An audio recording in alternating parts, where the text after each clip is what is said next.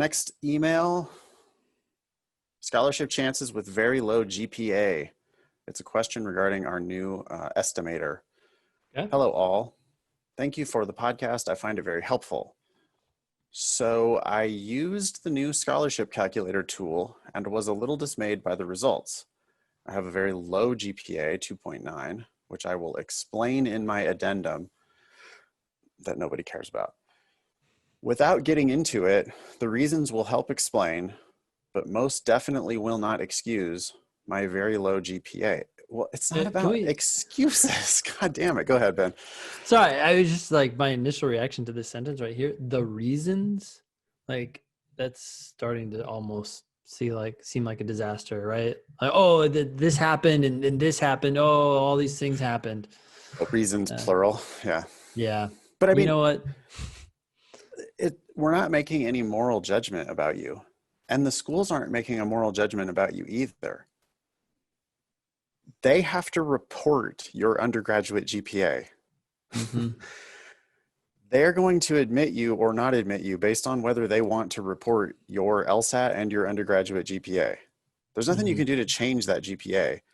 And I don't care what you write on your addendum, it doesn't change the report that they have to make to the American Bar Association and to the world. So it just doesn't matter. It's just beside the point. It's like, stop talking about it.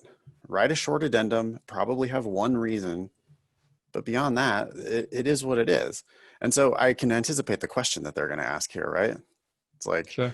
Well, when I put the numbers into the scholarship calculator, it said I couldn't get a scholarship. And is it really that? Is it really like that? Well, we don't know because it's an estimator and we'll get into it. But I mean, why would they want to give a scholarship to somebody who has grades that are below the 25th percentile for that school? It's pulling them down. It's a bad look for them. It makes them look bad. Now, that's not to say it's impossible. They do admit 25% of the class with below their 25th percentile GPA by definition. And some of those might be really low. It doesn't really matter. What matters is the 25th percentile, right? But if you're going to lower their 25th percentile by coming to their school, why would they let you go to their school for free? I mean, now if your LSAT's really high, possibly, but it's not a moral thing. It's like the excuses and the explanations just aren't really interesting, I don't think, to anybody. Mm-hmm. It's what it is.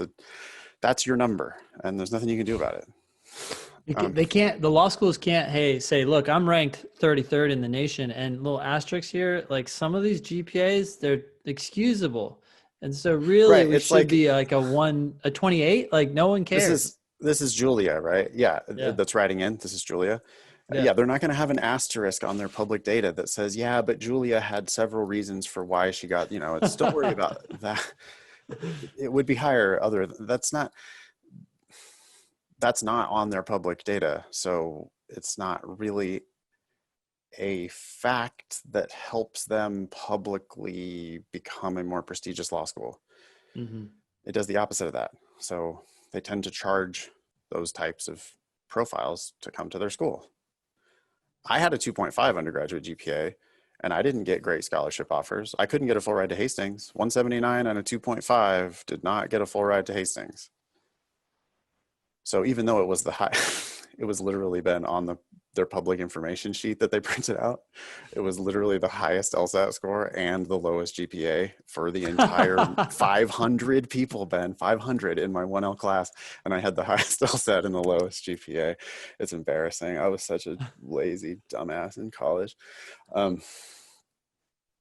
Anyway, let's see, back to Julia's email. Okay. Mm-hmm. I'm taking the LSAT in October and November, planning on applying this cycle if I get a score I want. Based on practice tests, I think I can get in the low 160s, which would put me above the 75th percentile at the schools I'm hoping to attend. Like I was in the 99th percentile for LSAT and in the first percentile for GPA. The scholarship calculator did not yet have my top two choices. Oh, the scholarship estimator, we should say estimator, not calculator, estimator. it People are going to start going to schools and saying, the calculator says I should get $15,400 from you. So what's up? it does do calculations, but they're by no means official calculations. They are estimations. Yeah. So it doesn't have all the schools yet. We're adding schools. Yeah. Is that what, is that a project? Yeah, it's got like we're working 60 right on? now. Yeah, Jackson's working on it. Okay, good. Great. But it showed that with my GPA, I could get a score in the high 160s and still not get any scholarship at similar schools or really any schools. Only top 60 on the calculator. I'm excited to see what will happen when we get the schools ranked down to 100 and unranked on there. I mean, because what does Golden Gate say? What does Southwestern say? What does whatever? What's the DC equivalent?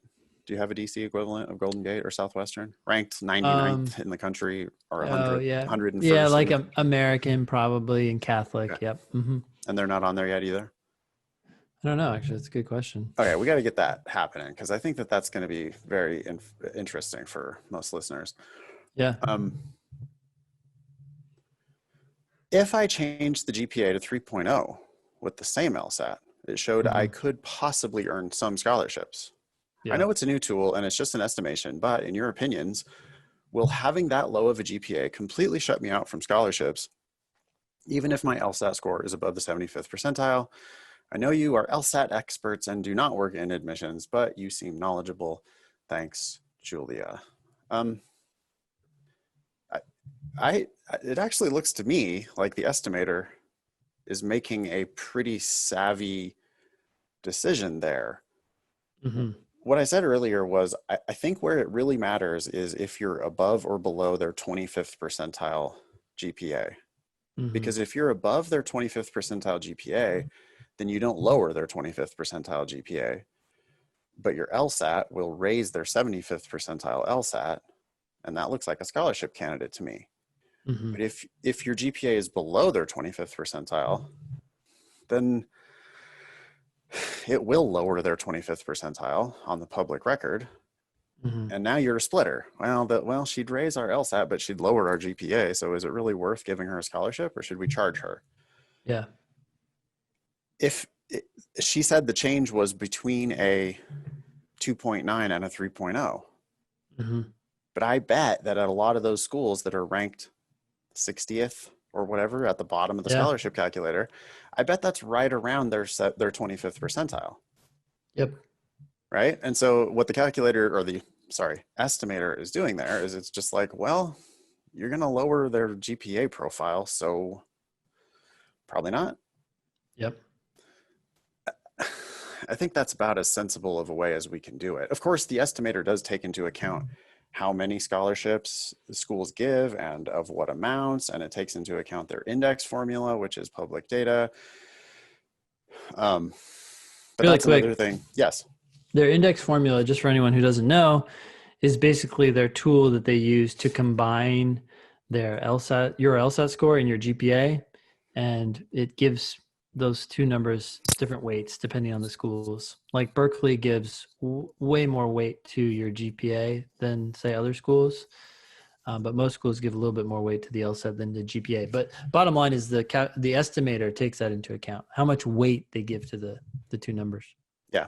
And then it further does take into account what happens when you're below their 25th percentile, which it has to, because it's just, it's a speculation on our part, but it completely stands to reason. They're not giving scholarships to everybody. Why would they give scholarships to people who are below their 25th percentile on either LSAT or GPA? They want someone who's going to raise the public profile of the school. And if you're above 75th on one of the metrics, and then, somewhere in the middle on the other, then you're going to raise the profile of the school. But if one of them is really low, it's just hard to get scholarships that way. We would be really interested to hear listeners' information. So email help@thinkinglsat.com. If you've already gotten offers, for example, I mean, we'd love to hear what offers look like for splitters. But the best we can estimate is that you're probably not getting a scholarship if you're going to lower them on one of those metrics. Okay. Anything more to say about that? Nope.